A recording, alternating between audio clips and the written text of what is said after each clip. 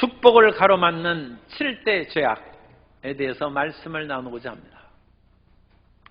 오늘은 6.25 전쟁이 발발한 지 73주년이 되는 날입니다.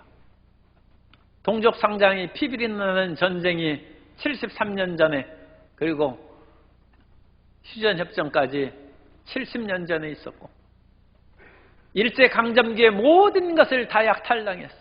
모든 것을 수탈당하는 처참한 민족이 전쟁으로 말미암아 이제는 잿더미에 앉았을 때 하나님께서 이 백성들을 긍휼히 여기사 세계 10의 경제대국으로 세워주셨음을 감사합니다. 하나님께서 이 땅을 돌보시고 역사하여 주신 것입니다.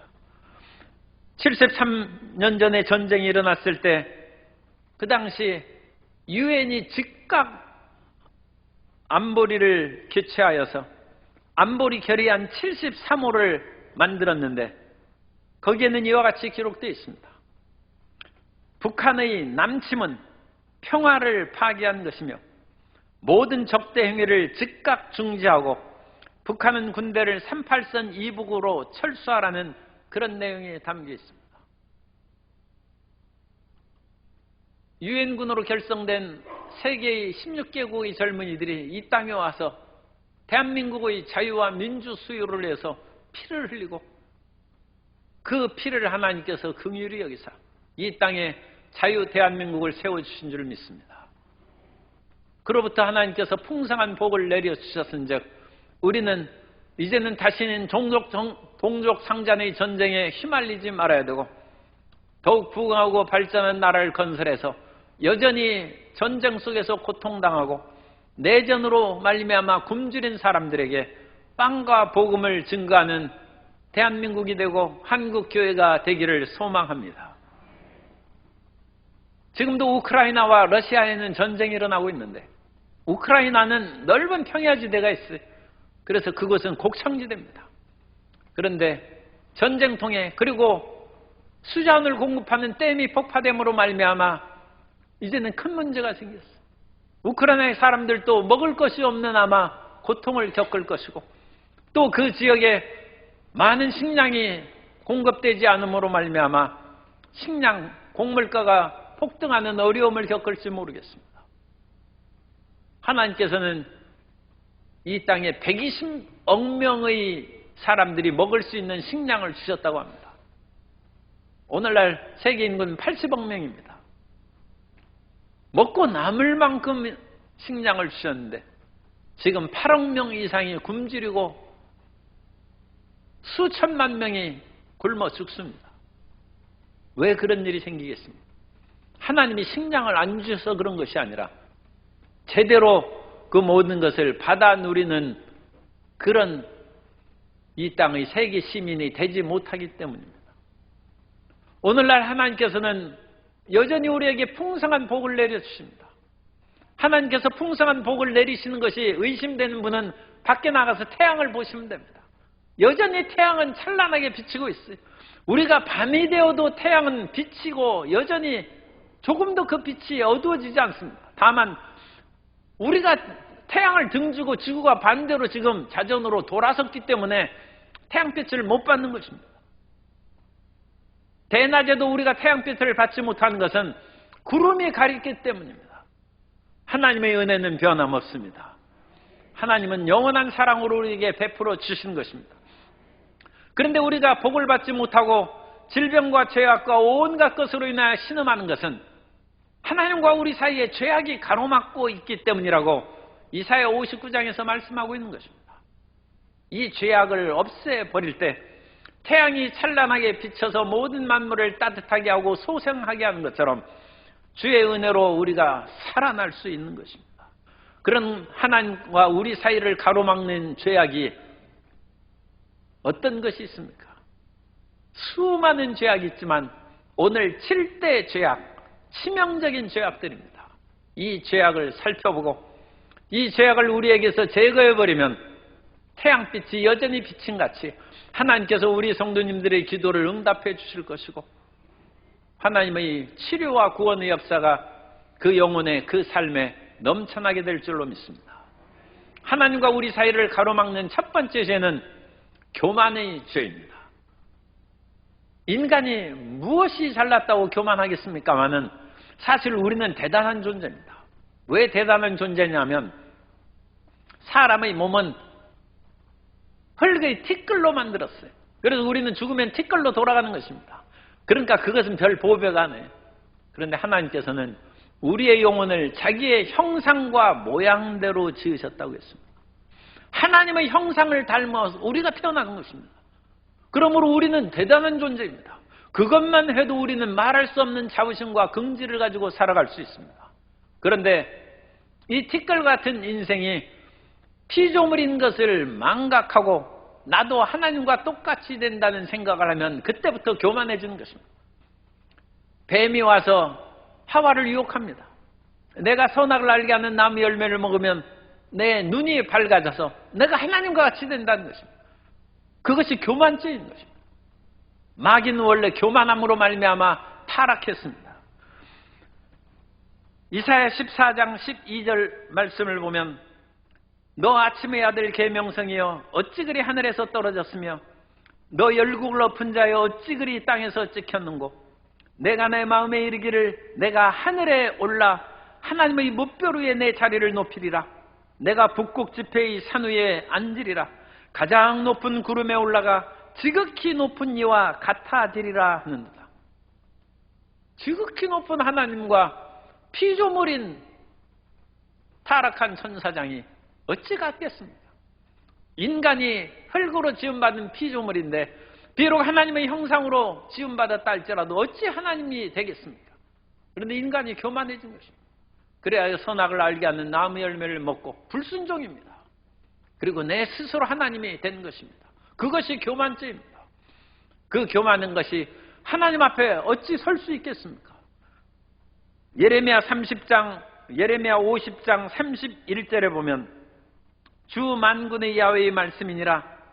교만한 자여 보라 내가 너를 대적하나니 너희 날 곧 내가 너를 벌할 때가 이르렀습니다. 하나님은 교만한 자를 대적하고 물리치시는 것입니다. 그럼 우리는 우리의 연약함을 알 그런 뿐만 아니라 우리 자신을 보다 겸손한 마음을 가지고 주님의 말씀에 순종하고 주의 뜻을 쫓아 살아가는 하나님의 자녀가 되어야 될 줄로 믿습니다. 그러므로 예수님을 믿으라고 하는 것은 교만한 마음을 버리고 하나님께서 이루신 것을 믿으라는 것입니다. 하나님은 창조주이시고 인간은 피조물이라는 것을 믿으라는 것입니다. 그러면 하나님께서 우리의 삶의 길을 열어주실 줄 믿습니다. 교만한 죄를 물리치는 것이 하나님의 축복의 그런 빛을 충만하게 받는 길이고 하나님과 우리 사이를 가로막는 것입니다. 사람 사이에서도 교만한 마음을 버려야 됩니다. 우리가 다른 사람보다 조금 나은 것이 있다 할지라도 그건 50보 100보입니다. 무슨 차이가 있겠습니까? 성 아우구스티누스는 이와 같이 말했습니다. 교만은 대단한 것이 아니라 자만심일 뿐이다. 부풀어 오르는 것은 커다랗게 보이지만 실제로는 질병이다라고 말했습니다.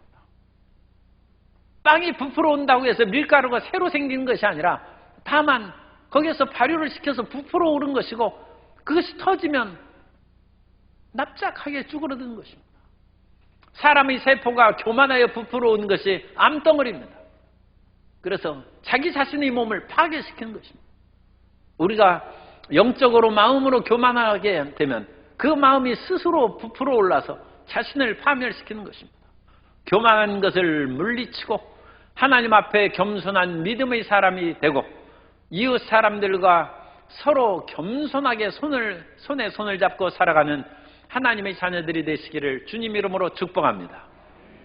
두 번째, 하나님과 우리 사이를 가로막는 것은 인색함입니다. 우리가 마음에 인색함을 가진 것은 무엇인가 가진 것이 있기 때문에 그렇죠. 그런데 그 가진 것을 이웃과 함께 나누어 살기를 주님께서 노원하셨습니다. 그런데 그것을 움켜쥐고 끊임없이 움켜쥐는 것은 인색함이고 그것은 다른 말로 하면 탐욕입니다. 탐욕. 인색함과 탐욕은 동전의 앞뒤면과 같은 것입니다. 그러면 우리는 마음의 탐심을 버리라고 했습니다.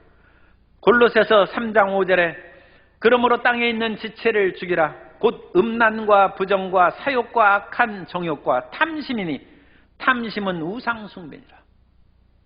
우리 마음에 더 많이 가지려는 탐심의 다른 모습인 인색함이 곧 우상숭배와 같다는 것입니다. 그러므로 우리는 근검 전략하며 살아야 되지만 결코 인색한 사람이 되어서는 안 됩니다. 그분이 우리나라에서 제일 부자는 아닙니다만 어쨌든 상당한 부자입니다. 제가 같이 앉아서 식사한 사람 가운데 제일 부자예요. 항상 지갑에 수표가 가득하다. 그런데 그분이 짜장면을 점심 먹어요. 왜 전 짜장면을 점심을, 물론 저하고는 짜장면 안 먹고 고급 레스토랑에서 식사했습니다만 그분은 짜장면 점심 때 드신다고 그래요. 왜 그렇습니까 했더니 그분이 군산 출신인데 개나리 보찜 장사부터 시작했어요. 그래서 한 60, 70년 전에 그 짐을 등에 짊어지고 보찜 장사에서 시작했어요. 그때 가장 먹고 싶은 것이 짜장면인데 돈 아까워서 못 먹었다. 그거 먹는 거예요. 그런데 그분이 수백 명의 개안 수술비를 대줘가지고 수백 명의 눈을 뜨게 했어요. 녹내장, 백내장으로 눈이 안 보이는 사람 눈 수술해가지고 엄청나게 그 많은 사람이 눈을 뜨고 여러 가지 선한 일을 많이 하시다가 몇 년 전에 돌아가셨어요. 자신은 근검 전략하지만 다른 사람에게는 한없이 베푸는 인색함을 가지면 우리가 하나님의 축복을 받기가 어려운 것입니다. 왜냐하면 잠언서 11장 24절에 흩어 구제하여도 더욱 부하게 되는 일이 있나니 과도히 아껴도 가난하게 될 뿐이니라. 그러므로 우리는 인색하지 말라는 그 말씀을 들으면서 물질적인 나누는 것만 생각하는데 물질도 나누고 우리의 가진 재능도 기부해야 돼요. 우리 재능을 나누는 것입니다. 사람이 근육이 있고 힘이 있어요. 그러면 그 근육을 계속 써야 힘이 계속 유지되지, 그 근육과 힘을 쓰지 않냐고 나는 근육이 많고 힘이 있으니까 일 안 한다고 가만히 앉아 있으면 근육이 빠져나가요. 그리고 힘도 없어져요. 사람이 지혜롭다고 재능이 있다고 해서 책을 안 읽고 공부 안 하면 그 사람의 재능이 자꾸 좋아지겠습니까? 자꾸 나빠지는 것이죠. 우리의 물질도 그렇다는 것입니다. 하나님께서 우리에게 풍성한 물질을 주셨으면 그것을 그야말로 적재적소에 올바르게 사용하면 하나님께서 더 주시고, 하나님께서는 주라 그래야만 너희에게 주실 것이니 곧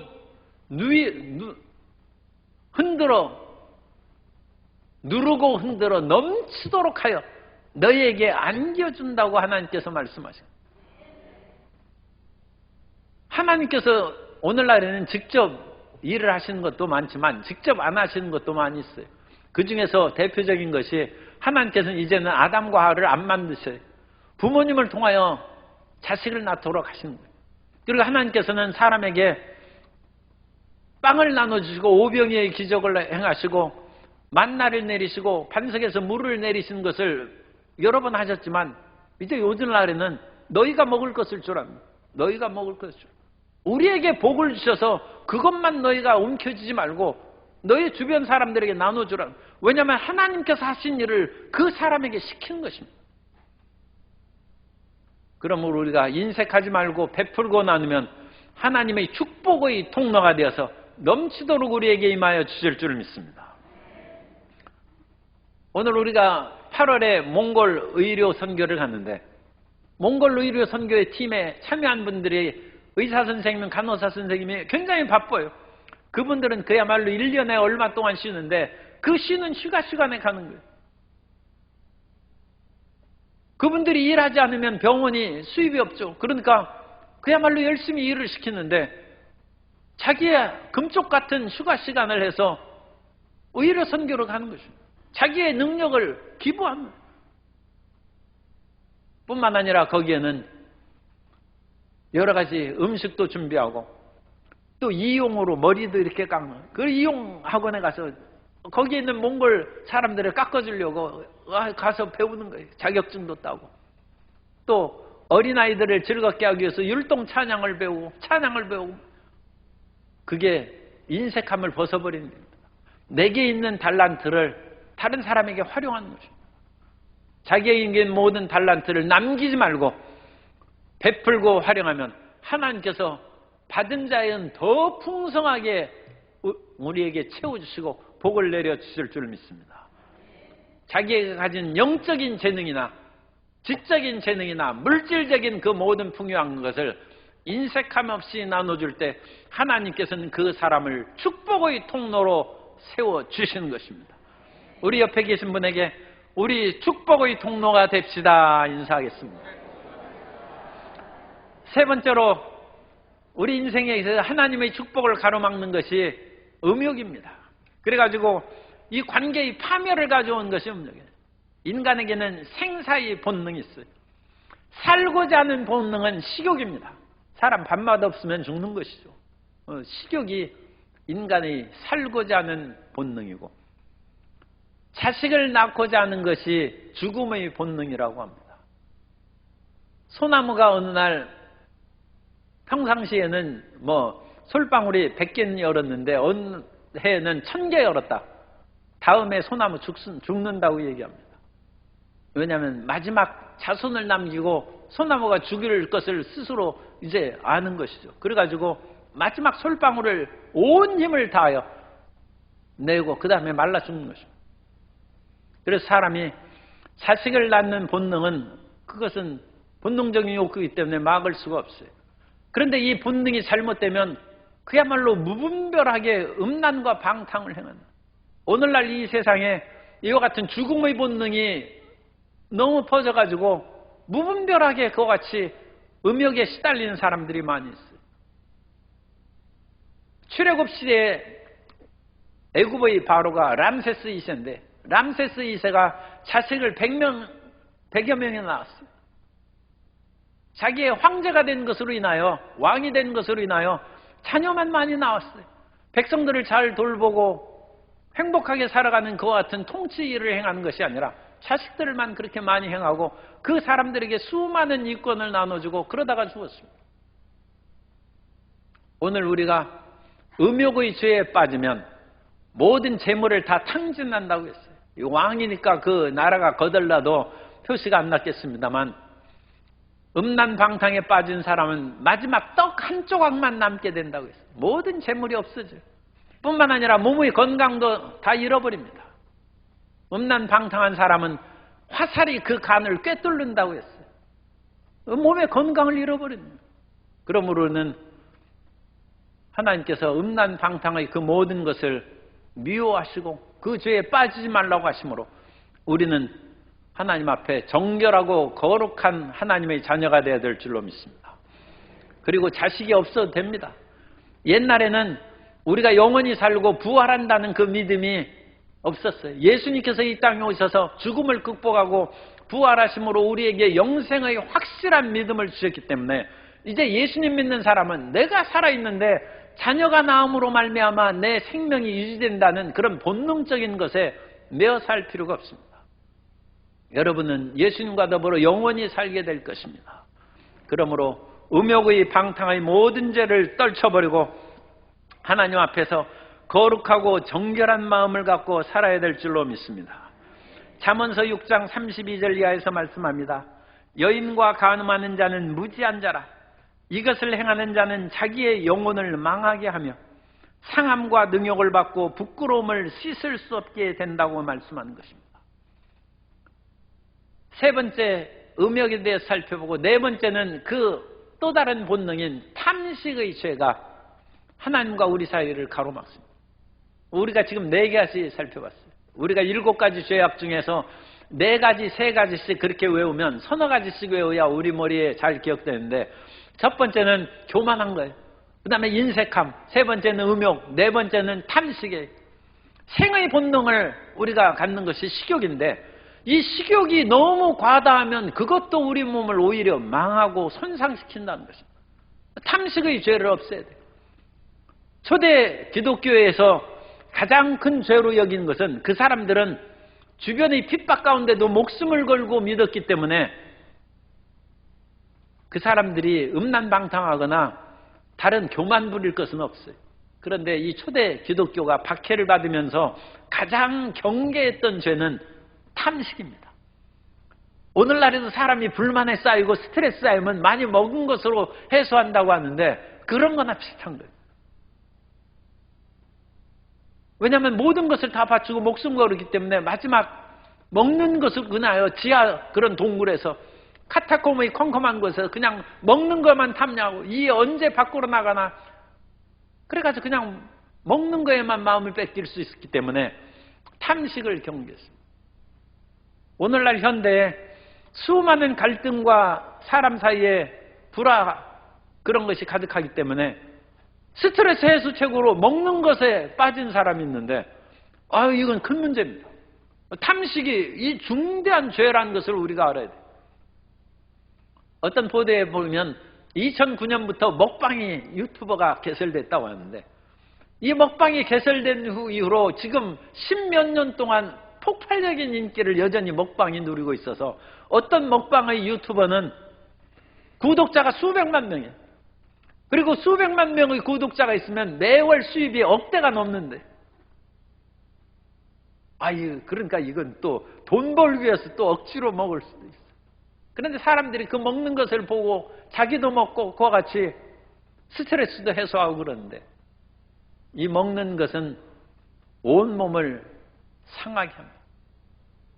사람이 음란방탕하면 영혼을 좀 먹어서 파멸시키는 것이고 무리하게 음식을 먹으면 그야말로 어릴 때부터 온갖 성인병이 걸리고 음식의 부작용이 말할 수 없는 것입니다.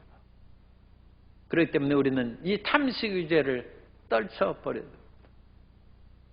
하나님께서는 우리에게 모든 사람들에게 적당하게 먹을 수 있는 음식을 주셨어요. 그래서 예로부터 한의학에서는 사상 체질에 의해서 우리에게 맞는 음식을 먹으랍니다. 아무리 좋고 비싼 음식이라 할지라도 그것이 우리 몸에 모두 다 적용되는 것은 아니라는 거예요. 어떤 사람은 소고기를 먹어야 하고 모든 사람이 소고기가 좋은 것이 아니라 어떤 사람은 돼지고기가 좋다. 몸이 차냐 따뜻하냐에 따라서 고기의 종류가 다른 것이고 뿐만 아니라 육고기를 먹는 것이냐 생선을 먹는 것이냐 그것도 차이가 있어서 가려서 먹으라는 거예요. 가려서. 우리가 탐식에 빠지면 안 된다는 거예요. 초대교회에서는 탐식이 죄였기 때문에 금식이 경건의 표지가 되기도 했어요. 그래서 우리가 아는 바리새인과 세리가 와서 성전에 와서 기도하는데 바리새인이 세리와 구별되는 자신은 경건한 사람이라는 표시로 난 일주일에 2번 금식한다고 했어요. 사실 우리가 30-40년 전만 해도 금식을 많이 했어요. 그래가지고 우리 순복음교회에서는 특히 금식을 많이 했어요. 왜냐? 하나님의 영의 충만함을 받기 위해서 육의 소욕을 죽이느라고 3일, 일주일 그것을 금식을 여러 번 하고 열흘씩 금식하고 40일씩 금식하는 사람도 종종 있었어요. 그런데 그 금식을 통하여 하나님의 놀라운 치료를 받고 몸이 건강해지고 온갖 삶의 문제가 해결되고 가정이 화목하게 되고 은혜 충만한 일이 많이 일어났습니다. 오늘날 이 시대에도 하나님의 축복을 충만하게 받기 위해서 금식하라고 제가 강요하지는 않습니다. 금식은 너무 힘들어요. 그리고 정말 나이가 이제 50 넘고 60 넘은 분들은 금식을 거의 안 하는 것이 좋습니다. 왜냐하면 금식을 하면 몸에서 뼈에서 영양분이 빠진다는 그런 말이 있는 것처럼 굉장히 힘들어요. 그런데 그것이 나이가 들면 회복이 안 되는 나이가 들면 금식하면 안 됩니다. 그런데 젊을 때는 좀 할 필요가 있어요. 그런 것을 함으로써 세상의 정욕을 오히려 끊고 줄이고 하나님 앞에 경건함으로 나아가는 것입니다. 그러면 하나님께서 금식을 하면 공부하는 사람은 머리가 좋아져요. 사람이 금식을 하면 머리가 빛납니다. 이 지혜와 명철이 가득한데 그것이 얼마 오래 가지는 못해요. 왜냐하면 기운이 딸리면 이제 아무 생각도 안 나요. 그렇기 때문에 잠깐 금식하면 머리가 밝아지는데 올해는 이틀, 3일은 안 돼요. 그러니까 수험생들은 이 금식해가지고 그러면 나중에 첫 시간은 시험 잘 봐도 두 번째 시간부터는 힘이 딸려서 쓰러져 자는 거예요. 그러면 아무 소용없죠.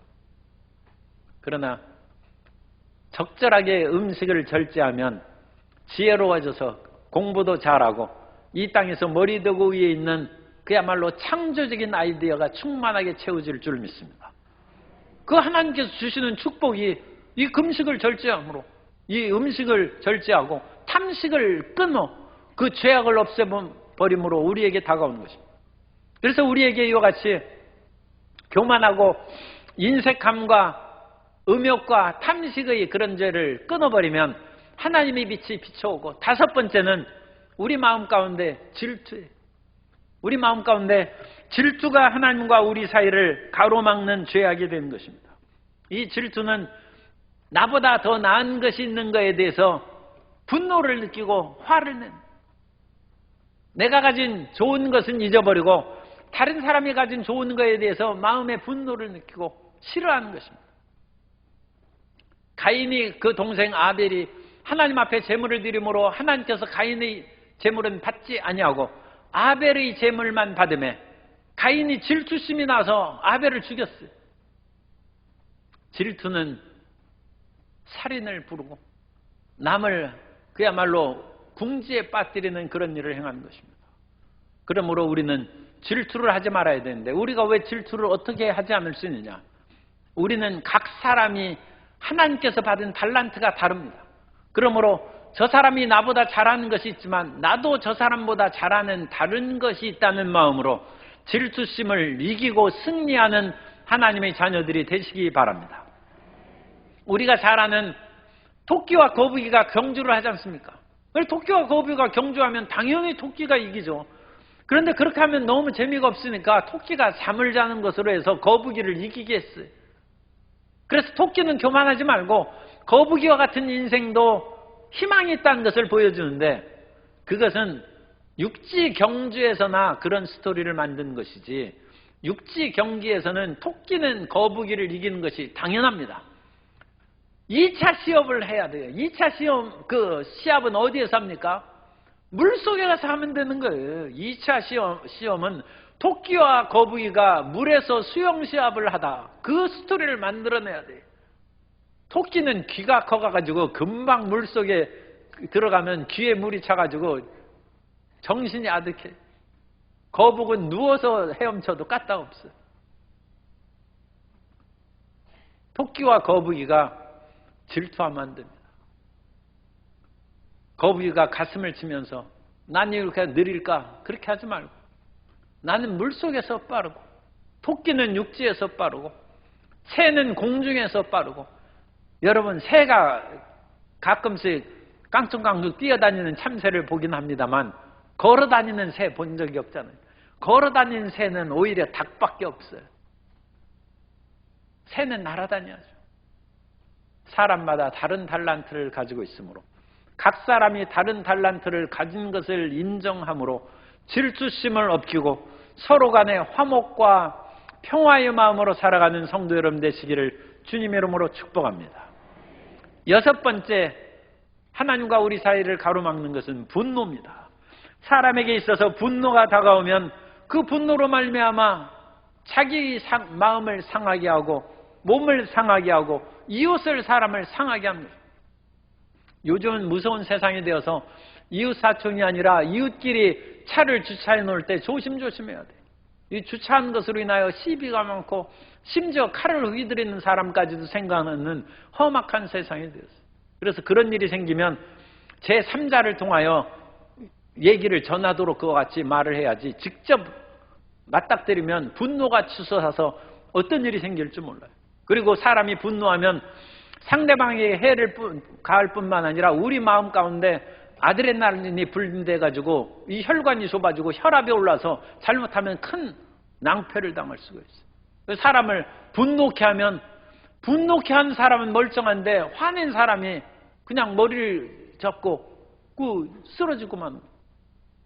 우리는 결코 분노하지 말아야 됩니다. 우리 마음 가운데 분노가 생기는 것이 자연적인 현상일지라도 그걸 다스리라고 에베소서 4장 26절 이하에서 말씀합니다. 분을 내어도 죄를 짓지 말며 해가 지도록 부음을 품지 말고 마귀에게 틈을 주지 말라. 분이 나서 밤에 잠이 안 오는 사람은 회개해야 돼요. 성경에 해가 지도록 분을 품지 말라고 그랬잖아. 그러니까 될 수 있으면 분을 신속하게 해결하라. 신속하게. 옛날에 어떤 개나리부찜 장사가 온 전국을 돌아다니면서 이제 물건을 팔고 우아치 살았는데 갑자기 또 험한 일을 만나 소득에 받잡혀가지고 거기에서 종살이 하다가 또 탈출해가지고 겨우 살아나서 열해 후에 집으로 돌아왔어. 집에 돌아와서 보니까 자기 아내가 웬 젊은 남자를 끌어안고 있는 거야. 그걸 보고 내가 그동안에 집에 오지 않았더니 이런 일이 생겼구나 해가지고 당장 몽둥이를 들고 가서 이 사람들을 다 물고를 낼까 하고 하다가 자기가 그동안에 험한 인생을 살았는데 배운 것이 한 가지 있어요. 끝까지 참는 거예요. 자, 조금만 더 참자 해가지고 일단 집 밖으로 나아가서 밤을 지새운 후에 해가 떠오르자 마지막 그래도 사랑하는 아내였는데 작별 인사라도 하고 가야 되겠다 해가지고 집에 들어가 보니까 거기 그 젊은이가 거기에서 서 있는 거예요. 보니까 자기 아들이 5, 6년 동안 집에 오지 아니하고 그동안에 아이가 부쩍 커가지고 젊은이가 됐어요. 자기가 분을 못 참고 그 몽둥이 들어가서 다 그 일을 벌렸으면 자기 자식 죽이는 거예요. 사람은 분노해서는 안 됩니다. 마음에 분노가 있어도 일단 뒤로 물러서 자기 마음, 어떤 사람은 5분 참으라고 그러는데 오래 참아요. 오래 참고 뒤로 물러서서 하나님께서 주시는 생명의 그 빛이 중단되는 일이 없이 살아야 될 줄로 믿습니다.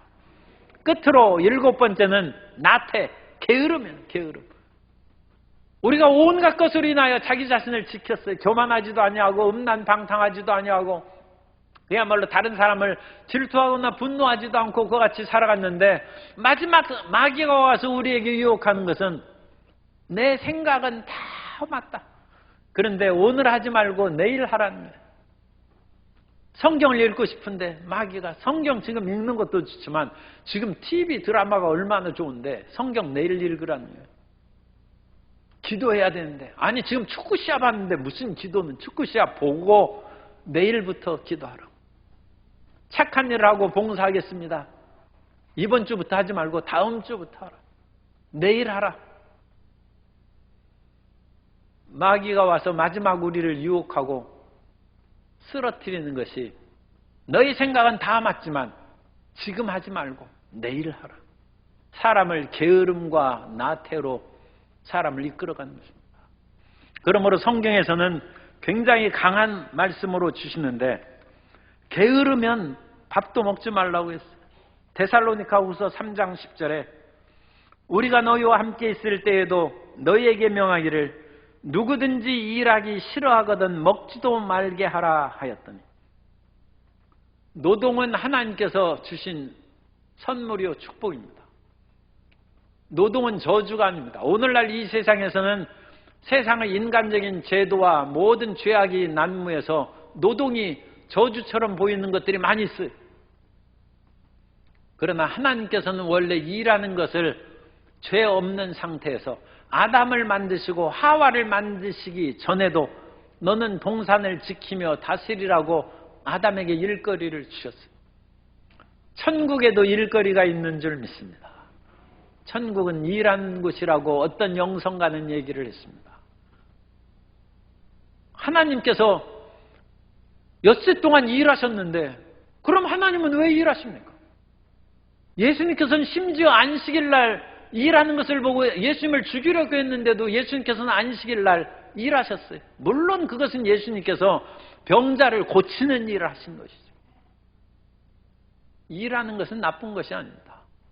그런데 그 일이 우리의 탐욕으로 또 우리의 잘못된 죄악으로 말미암아 나쁜 일하고 해서는 안 된 일을 하고 또 흑암의 세력으로 말미암아 노동이 저주화돼서 열심히 일해도 거두는 것이 없기 때문에 문제가 생기는 것이지 열심히 일하는 것이 하나님의 뜻입니다. 그리고 일함으로써 실패하는 것을 두려워하지 마시기 바랍니다. 하나님께서는 우리를 저주해서 속량하셨은즉 우리가 열심히 일하는 것을 반드시 거두게 하시고 눈물을 흘리며 씨를 뿌리러 나가는 자는 기쁨으로 그 단을 안고 돌아오는 복을 내려 주실 줄 믿습니다. 그러므로 실패를 두려워하지 말고 실패를 두려워함으로 게을러진 자꾸 안 하는 거예요. 그러나 예수님을 믿는 사람은 게을러서는 안 됩니다. 로마서 12장 11절에 부지런하여 게으르지 말고 열심을 품고 주를 섬기라고 말씀합니다. 우리 옆에 분에게 부지런히 삽시다. 열심으로 주를 섬깁시다. 태양빛이 변함없이 빛을 비추는데도 우리 인생에는 구름이 껴서 어둠이 다가오기도 하고 한밤중이 다가오기도 하는데 태양은 항상 빛나요. 그런 것처럼 하나님은 항상 사랑하십니다. 하나님께서 항상 성도님을 사랑하시는데 이 7가지 죄악이 하나님과 우리 사이를 가로막아서 우리를 어둠 속에 사는 것입니다.